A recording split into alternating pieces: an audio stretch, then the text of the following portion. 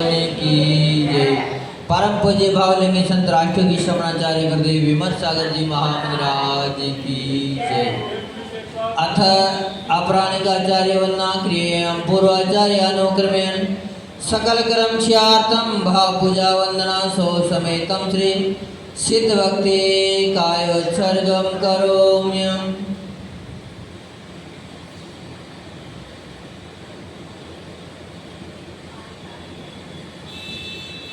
वीरेशुं तयौ गहनम् अग्रलघुमवाहनम् अट्टगुणाहन्ति सिद्धाणम् तौ सिद्धेन सिद्धे संयम सिद्धे चरित सिद्धेय नाणं मे दर्शनं मे सिद्धे शीर्षा नमस्यामि। इच्छामि मन्ते सिद्धभक्ति कौतसालोचयम् शमनानं सम्बन्धं तणसम्बन्धचित्ताणम् अट्ठवीयकमयपमुखाणम् अठ गुण संपन्नाणम् उड्डलोयमतीयमि पैटियाणम् तौ सिद्धाणं नय सिद्धाणं संयम सिद्धाणं चरित सिद्धाणम् अतीतानागतवर्तमान कालते सिद्धाणं सौ सिद्धाणं नित्य कालम् अजेमि पूजेमि वन्दामि नमस्यामि दुःख को कम को वहिलाओ सुगै गौणं समाहि मरणं जन गुण संपत्ति ओम मज्जम्। अथ अपराणिकाचार्य वंदना क्रियेयं पूर्वाचार्यानुक्रमेण सकल कर्म ख्यातम भाव पूजा वंदना सो समेतम श्री श्रुत भक्ति कायोत्सर्गम करोम्यम्।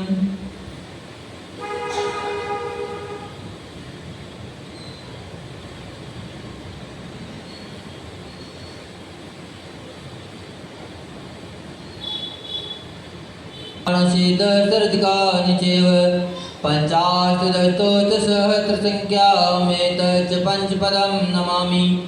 अरिहन्तवासियत्तं गणहरदेवमन्त्यं समं परमानिबद्धजित्तो सुदनाणमोऽयं शीर्षा। इच्छामि वन्ते सुतभक्तिकसालोचयम् अंगोभंगोपायने बोधे परिमासुत्परिमाण योगा ओपगय चोलिया चेवे सुते ते दुम्बकाय नित्य कालम्। अजेमि पूजेमि वन्दामि नमस्यामि दुःख को कम को वहिलाओ सुगै गमनं समाहि मरणं जिनिगुण संपत्ति ओम मज्जम्। अथ अपराणिकाचार्य वंदना क्रियेयं पूर्वाचार्यानुक्रमेण सकल कर्म ख्यातम भाव पूजा वंदना सो समेतम श्री आचार्य भक्ति कायोत्सर्गम करोम्यम्।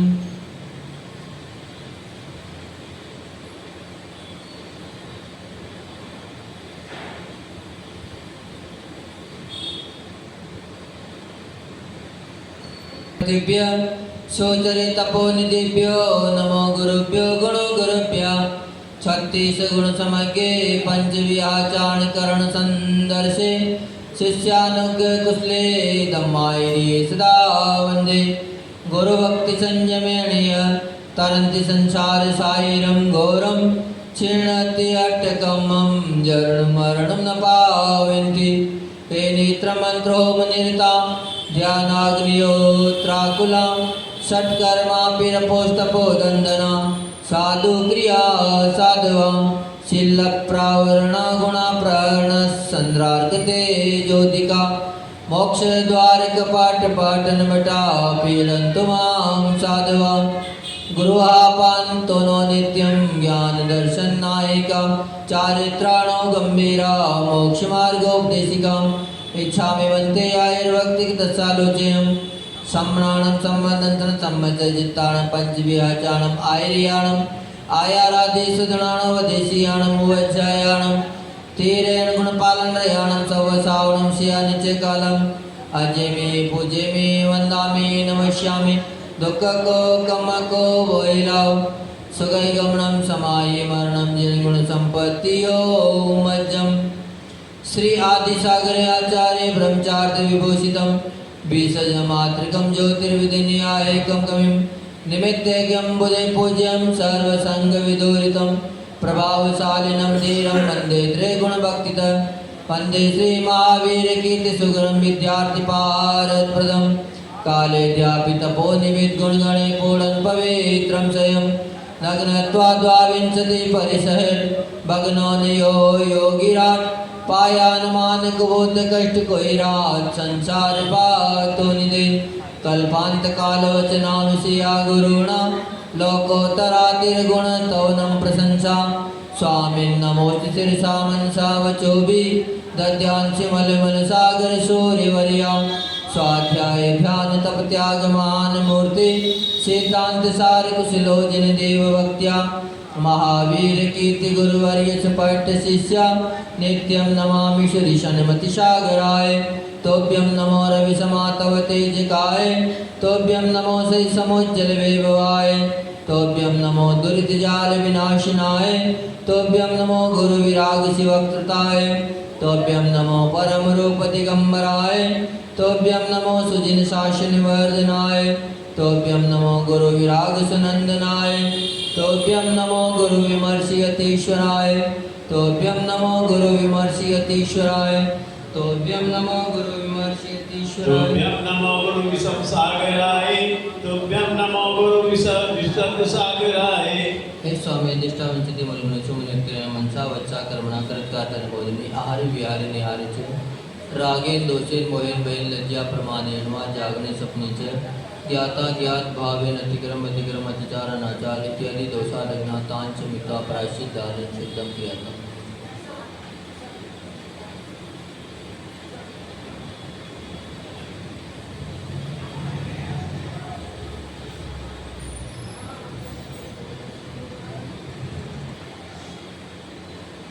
यो देवादेव भगवान श्री शांतिनाथ भगवान की जय।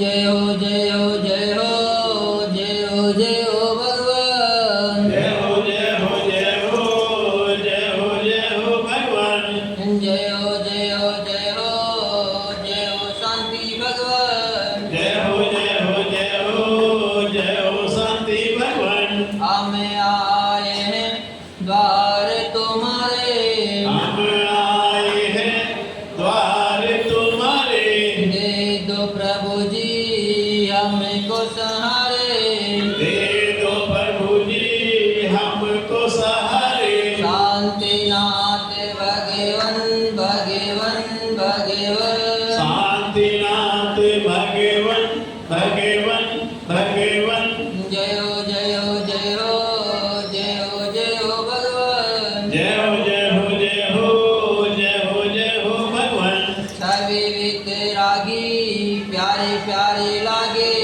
छवि वितरागी लागे दरस जो पाया धन्य भाग जागे चरणों करो नमन नमन चरणों करो नमन नमन नमन जय हो जय हो जय हो जय हो जय हो भगवान जय हो जय हो जय हो जय हो जय हो भगवान सर्व के स्वामी शरण में आया सर्व के स्वामी शरण में आया कहीं न मिला जो वह सुख पाया कहीं न मिला जो वह सुख पाया हर्षित हुए नयन नयन नयन हर्षित हुए नयन नयन नयन जय हो जय हो जय हो जय हो जय हो भगवान जय हो जय हो जय हो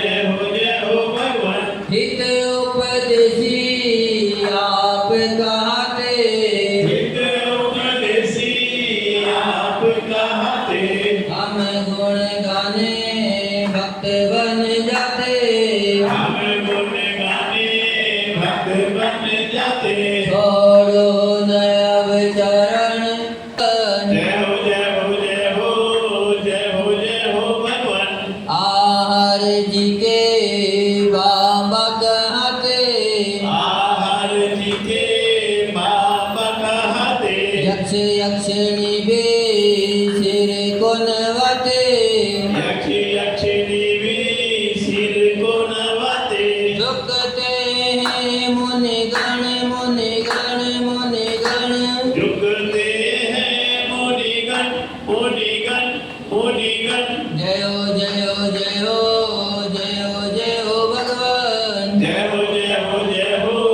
जय हो जय हो भगवान दुखिया कोई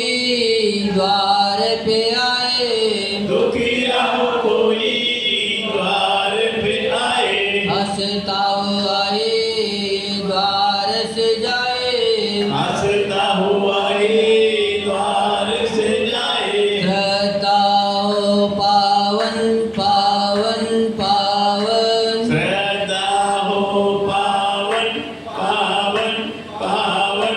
जय हो जय हो जय हो जय हो जय हो भगवान। जय हो जय हो जय हो जय हो जय हो भगवान।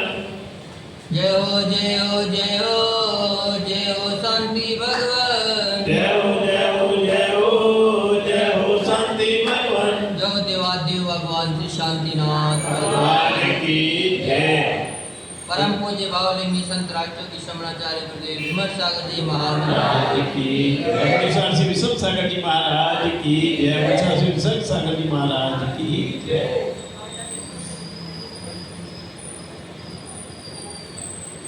आचार्य वंदना की 2 वक्तियां तो कल कर लीजिए अपन। आचार्य भक्ति का अर्थ और देख लेते हैं।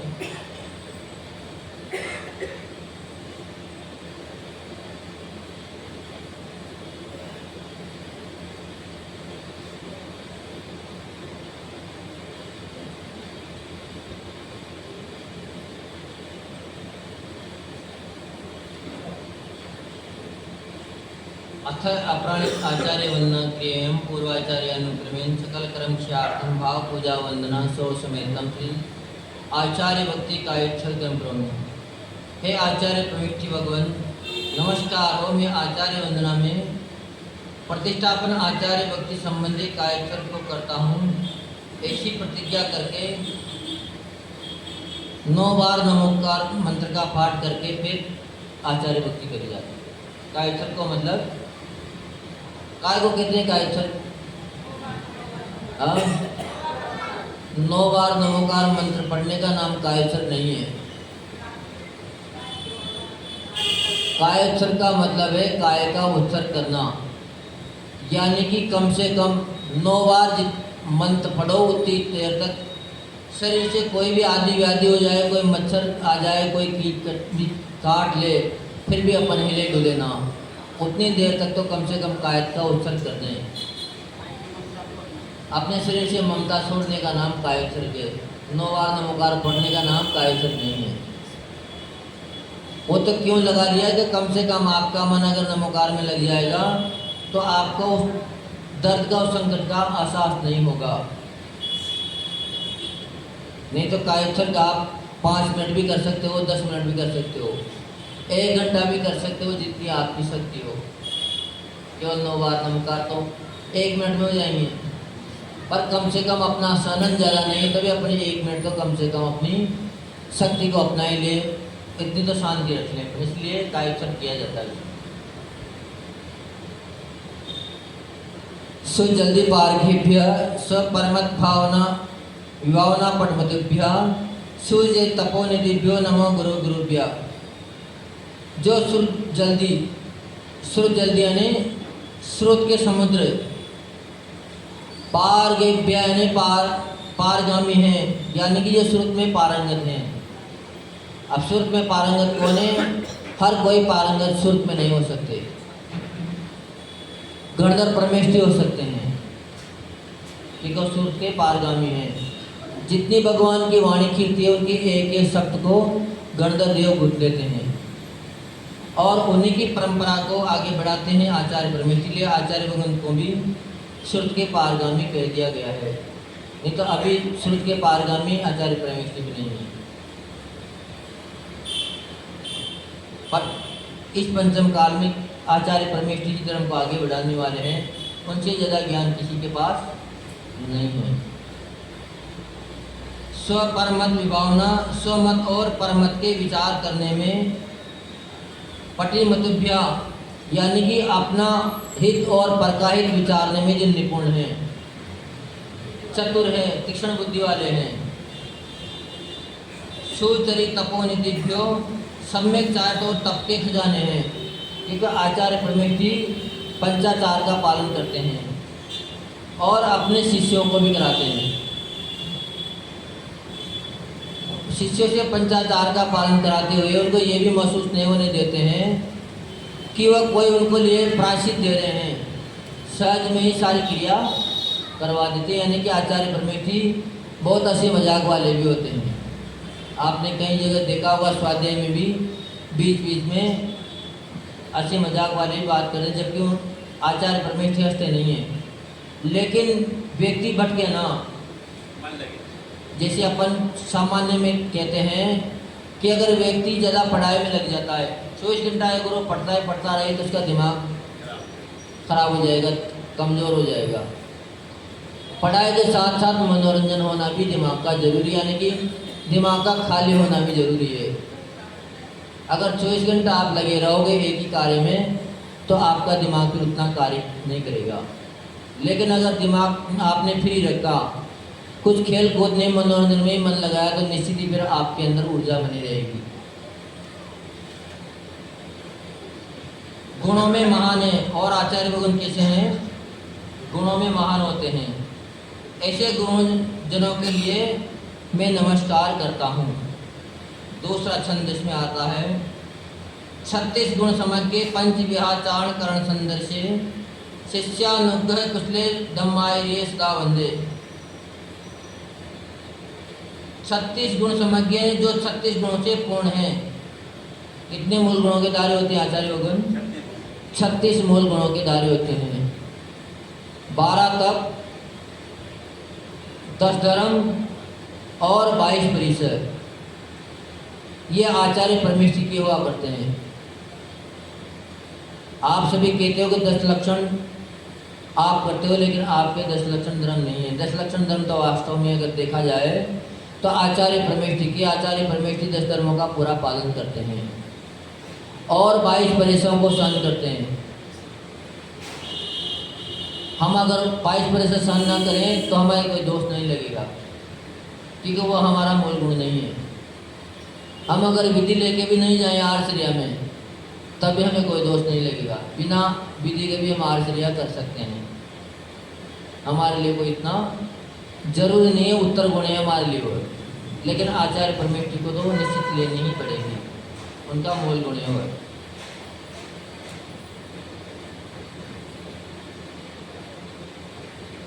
और 12 तब भी आचार्य परमेष्ठी के हुआ करते हैं। 12 6 अंतरण तक और 6 बहिरंग तक, ये 12 भी तब आचार्य परमेष्ठी के मुनियों के कोई जरूरी नहीं है। लेकिन धीरे धीरे साधना मुनि ही करते हैं। आचार्य तो केवल पद है संघ को संभालने का, एक पद है, इसलिए इसको सारी क्रियाओं को मुनि भी किया करते हैं। जो 36 गुणों से पूर्ण है, 5 प्रकार के आचार को पालन करने वाले हैं, शिष्यों के अनुग्रह करने में कुशल हैं।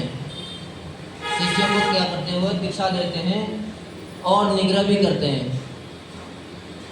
अगर कोई उदरता करी तो वापस दीक्षा का छेद भी कर सकते हैं। आचार्य परमेष्ठी को पूरा अधिकार होता है। जिन धर्म के आचार्य धर्माचार्य की सदा मैं वंदना करता हूँ। गुरु भक्ति संयमेन यह तरंती संसार सायरम गौरम क्षीणति अट्टकमम जम मरण मरण न पावंती। गुरु भक्ति और संयम से घोर संसार सागर से तिर जाते हैं। और आचार्य परमेष्ठी कैसे होते हैं? जो गुरु की भक्ति करते हैं वो निश्चित ही संयम को धारण कर कर इस घोर संसार सागर को भी पार हो जाते हैं।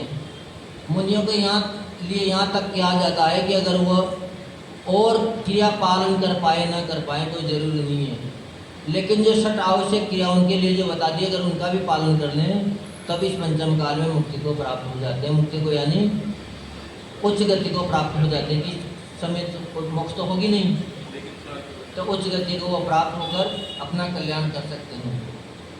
क्योंकि पंचम काल में अष्ट प्रवर्तन मातृका का होना अति आवश्यक है। अष्ट प्रवर्तन मातृका काय को कहते हैं? 3 गुप्ती और 5 समुति, इनको अष्ट प्रवर्तन मातृका कहते हैं। अगर इतना ज्ञान है तो द्वाचांग में पारंगत माना जाता है।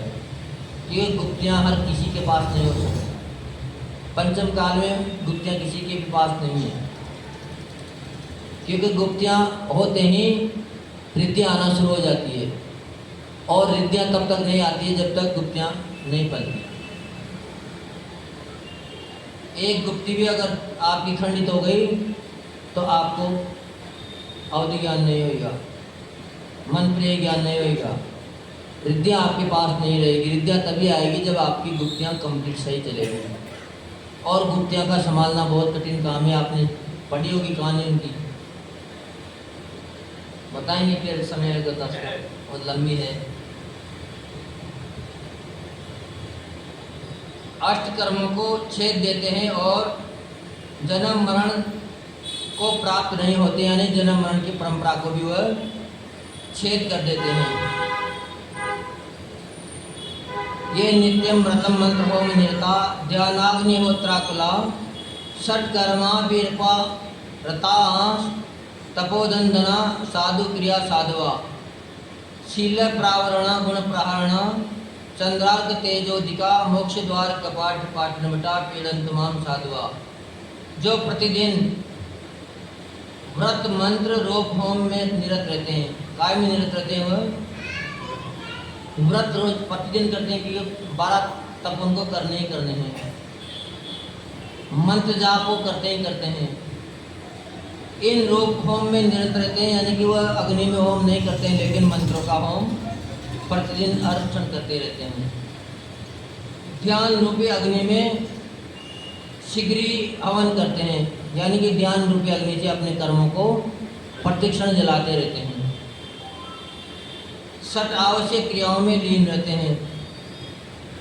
जो सट आवश्यक क्रियाओं से अगर च्युत हो जाते हैं या वो छूट जाती है तो उसका निश्चित ही प्रायश्चित लेना पड़ता है। 28 क्रियाक्रम होते हैं साधुओं के, वो प्रतिदिन करने होते हैं। इसलिए आप लोग कई बार कहते हैं तो महाराज जी आपको क्या काम है, आप तो पूरे दिन बैठे रहते हो, लेकिन पूरे 24 घंटा ही काम है। पूरे 28 क्रियाक्रम नहीं हो जाते तब तक रात के 10 बजे तक चलती है क्रिया और सुबह 3 बजे शुरू हो जाती है। 3 बजे से रात के 10 बजे तक क्रिया करना अनिवार्य है, यानी कि 3 बजे उठना अनिवार्य है और 10 बजे पहले नहीं सो सकते, चाहे बुखार हो चाहे बीमारी हो। ये क्रिया तो करनी निश्चित ही है। तप रूपी धन ही जिनका धन है, साधु की क्रियाओं को साधने वाले हैं।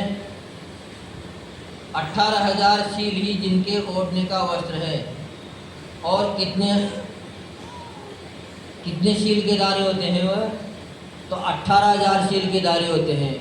लेकिन अभी पंचम काल में 18,000 शील के दारी कोई भी मुनिराज नहीं है, क्योंकि केवल ज्ञान प्राप्त होने के बाद 18,000 शील का धारण मुनिराज बनते हैं। इनके अनंत अवस्था में 18,000 शील पाले जाते हैं।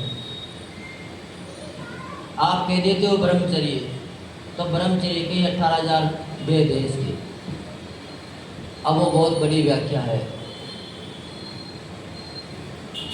केवल घर का त्याग करने से ब्रह्मचारी नहीं हो सकते, कपड़े छोड़ देश में ब्रह्मचारी नहीं हो सकते। 9 कोटि से जो ब्रह्मचारी का पालन करते हैं वही ब्रह्मचारी विशेष होते हैं। उसमें भी अरिहंत अवस्था की ही वह बात मुख्य है। उसके पहले कभी भी व्यक्ति दिख सकता है, क्योंकि 9वें गुणस्थान तक वेद होते हैं। स्त्री वेद, पुरुष वेद, नपुंसक वेद, तीनों ही वेद 9वें गुणस्थान तक भी जाते हैं। यानी कि अभी पंचम काल तो दूर की बात है, चतुर्थ काल में भी 9वें गुणस्थान पे जाने के बाद भी साधु डिग जाते हैं और अपना ब्रह्मचर्य का छेद कर देते हैं। यानी कि जो रुद्र का अवतार जो होता है, रुद्र भी हमेशा मुनि होते हैं।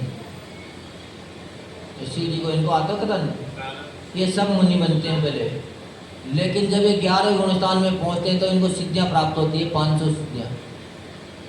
और जो उन सिद्धियों को अंगीकार कर लेते हैं, यानी कि उनका सहायता ले लेते हैं उनकी, वही व्यक्ति फिर भ्रष्ट हो जाते हैं और भ्रष्ट होकर वापस वो मिथ्यात्व में आ जाते हैं। इतनी ऊंचे जाने के बाद भी मुनि वापस नीचे गिर सकते हैं। ऐसा नहीं है कि मुनि बन गए तो फिर उनका तो कल्याण ही है।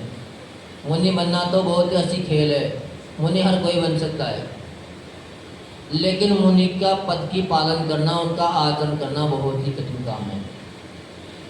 यानी कि इस पंचम काल में जितना शास्त्रों में दिया है उसके अनुसार मात्र 10% भी अगर पालन हो जाए तो बहुत बड़ी बात मानी जाती है।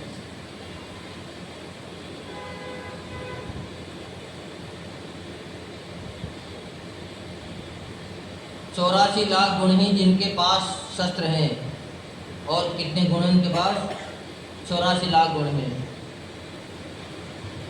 चंद्र और सूर्य के तेज से भी जिनका तेज अधिक है, मुक्ति महल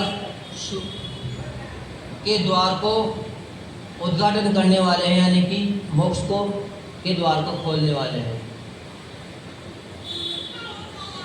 ऐसे योद्धा ही इस मुक्ति महल को प्राप्त कर पाते हैं, ऐसा आचार्य भगवान ने यहाँ बताया है। गृहा पांतो नो नित्यम ज्ञान दर्शन नायिका चारित्राणो गंभीरा मोक्ष मार्गोपदेश का। ज्ञान दर्शन के स्वामी, और जो क्या है, ज्ञान और दर्शन के स्वामी हैं। चारित्र रूपी सागर के धनी हैं, क्योंकि सभी साधुओं के पीछे क्या लगा दिया जाता है? सागर। अब सागर हर किसी के पास नहीं लगाया जाता।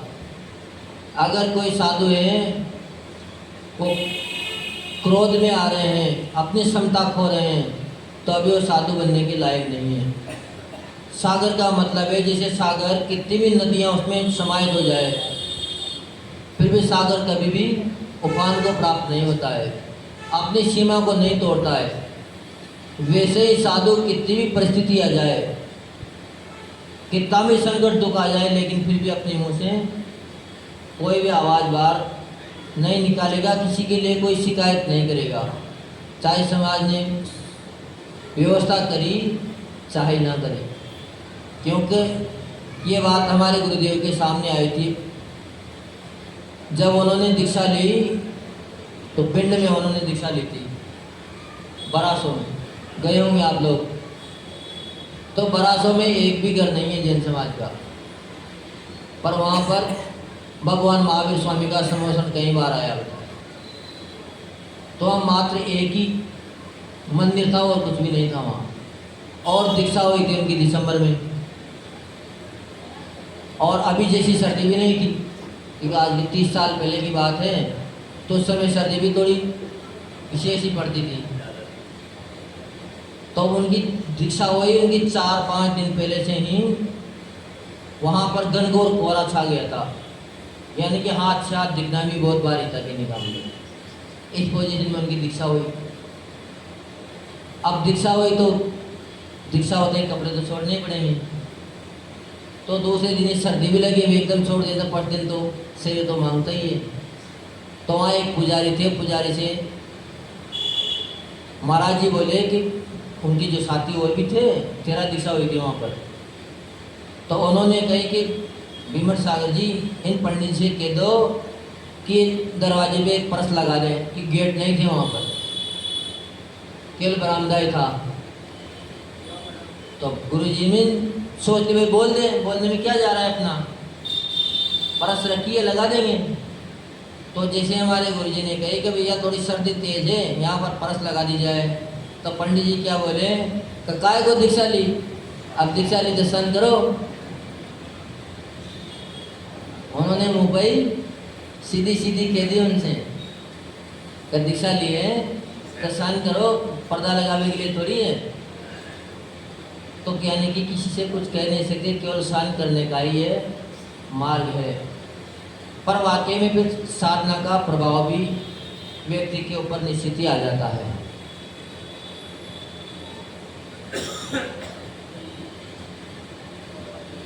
मोक्ष मार्ग के उपदेशक होते हैं आचार्य भगवान, उनकी मैं नित्य ही वंदना करता हूँ और उनकी मैं भगवान रक्षा करता हूँ। अंचलिका आती है, आचार्य भक्ति संबंधी कार्याचर किया, तत्संबंधी आलोचना करने की इच्छा करता हूँ, यानी कि कोई भी कार्य करने से पहले भगवान से क्षमा याचना कर लेनी चाहिए। अंचलिका यह कहती है, क्योंकि जो भी कार्य करेंगे उसमें कोई न कोई गलती या त्रुटि तो अपन से होती है, चाहे अक्षर की हो, मात्रा की हो, किसी भी कार्य की गलती हो सकती है, प्रमाद हो सकता है।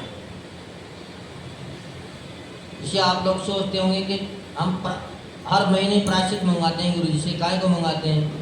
जबकि ये तो है नहीं कि हम हर महीने किसी लड़वे जाते हैं। लेकिन बैठने का भी प्रायश्चित है, उठने का भी प्रायश्चित है, सोने का भी प्रायश्चित है। सोते सोते कलोट नहीं बदल सकते साधु। अगर कलोट बदलना है तो उनको उठना पड़ेगा, उठकर मार्जन करना पड़ेगा, फिर कलोट लेंगे। अगर ऐसे ही ले ली तो उनका दोस्त आ गया, उनको प्रायश्चित लेना पड़ेगा। अभी आज पत्र दे दिया हमने, अब आज पत्र दे दिया तो उपवास आएंगे वापिस, 10-12 उपवास तो दे ही देंगे और कम से कम चतुर्मास में। तो बहुत ही स्टिक क्रिया रहती है। सम्यक ज्ञान, सम्यक दर्शन और सम्यक चार से युक्त 5 प्रकार के आचार, दर्शनाचार, ज्ञानाचार, चारित्राचार, तपाचार और वीर्याचार। 5 आचार कौन कौन से होते हैं?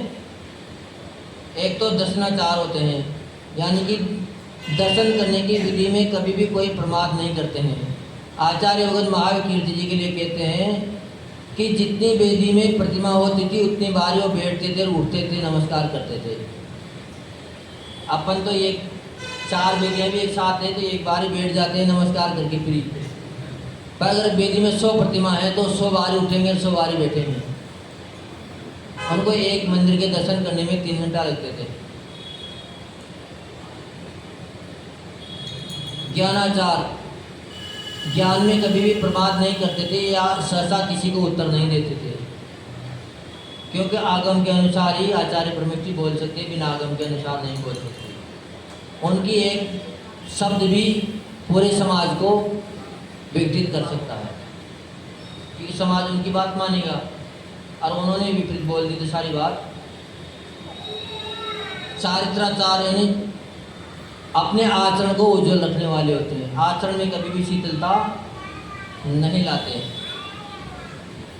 तप करने में प्रवीण होते हैं। कहीं से अगर बिहार करने के भी आए हैं और फिर भी अगर व्यवस्था नहीं बनी तो भी आगे भी विहार करने की वो क्षमता रखते हैं, कि तप में कभी भी प्रमाद नहीं करते हैं। वीर्याचार, वो खुद भी प्रोत्साहन में रहते हैं, दूसरों को भी प्रोत्साहित करते हैं, यानी कि कभी भी हताश के वचन, निराशा के वचन कभी भी नहीं बोलते हैं। ऐसा हमने अभी जमुना बिहार में थे 2 साल पहले गुरु जी के साथ, तब उन्होंने गाथा याद करने के लिए बोली थी सभी महाराजों से। अब एक महाराज तब सभी को याद हो भी नहीं पाती है, तो उन्होंने कही तो चलो आपको नमोकार याद है तो नमोकार सुनाओ। अब महाराज से उन्होंने नमोकार सुना और फिर क्या कही, बहुत बढ़िया, देखो आपको इतना तो याद है, इतना तो अच्छे को याद नहीं है, इतना प्रोत्साहन करते हैं, जबकि नमोकार तो सभी को याद है। पर नमोकार सुनाने में भी उन्होंने उनकी बहुत प्रशंसा करी। ये आचार्यों के गुण होते हैं, क्योंकि प्रोत्साहन करने से फिर व्यक्ति आगे बढ़ता है। उन्हीं महाराजों ने फिर दूसरे दिन से प्राकृत की गाथा याद करके सुनाना शुरू कर दिया, क्योंकि प्रोत्साहन बहुत बड़ी चीज़ होती है। आचारांग आदि द्वार संस्कृत ज्ञान के उपदेशक होते हैं। उपाध्याय परमेष्ठी 3 रतन, सम्यक दर्शन, सम्यक ज्ञान, सम्यक चारित्र गुणों के पालन करने में रत रहते हैं।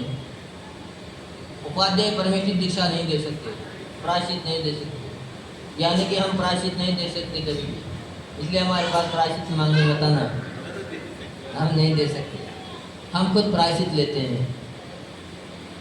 सर्व साधु परमेष्ठी की मैं प्रतिदिन हमेशा अर्चा करता हूँ, पूजा करता हूँ, वंदना करता हूँ, नमस्कार करता हूँ। दुखों का क्षय हो, कर्मों का क्षय हो, रत्न त्रय रूप बोधि का लाभ हो, अच्छी गति में गमन हो, समाधि मरण हो, और हे प्रभु जिनेंद्र देव आपके जैसे गुणों की हमें प्राप्ति हो।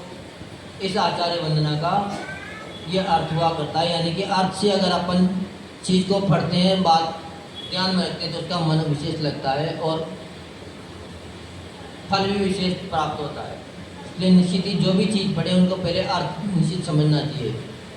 जब तक अर्थ याद नहीं होगा तब तक अपन को उसका कोई परिस्थिति नहीं होगी। अब आज अपने आचार्य वंदना पूरी हो गई है। कल से अगर आप करना चाहोगे तो कौन सा शास्त्र लेंगे, शाम को कौन चीज़ पढ़ोगे? 6 डाला तत्वाशुद्ध तो दिन में लेंगे, क्योंकि शाम के लोग जो आएंगे वो तत्वाशुद्ध फड़वे वाले नहीं आएंगे सारे, सामान्य लोग आएंगे शाम को। या तो 6 डाला लेंगे या फिर सामान्य जो कोई प्रकरण चलेगा तो फिर उसको लेंगे, और उसी में से 5% भी प्रतिदिन पूछे जाएंगे।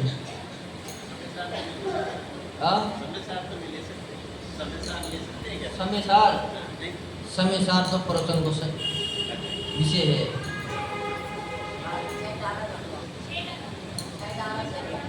है ना, ताकि याद भी कर लेंगे 6 डाला को प्रतिदिन।